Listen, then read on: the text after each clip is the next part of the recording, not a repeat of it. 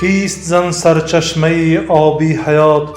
کیست زن شیرین تر از قند و نبات؟ کیست زن آسودگی زندگی؟ کیست زن تابندگی فرخندگی؟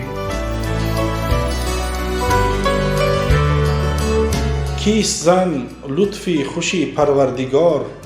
کیست زن حسن و نوایی روزگار؟ کیست زن یعنی فرشته در زمین، لاله تر دلربای و نازنین؟ کیست زن عاطفه با اعتبار؟ نسل ما از زن بماند پایدار. کیست زن هستی ما را ابتدا، عقده های سینه را مشکل کشا؟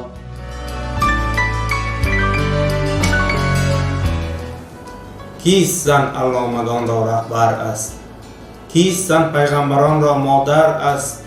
کیست زن گنجینه بی منتها، بر همه درد دل مردان دوا؟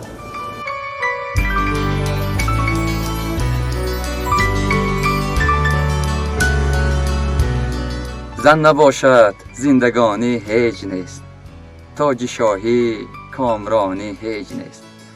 زن بهشت جاودان عالم است، زن نگهبان سرای آدم است. کیست زن؟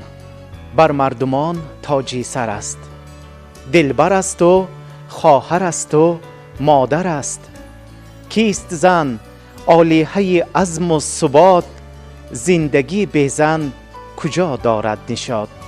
عیدتان مبارک باشد.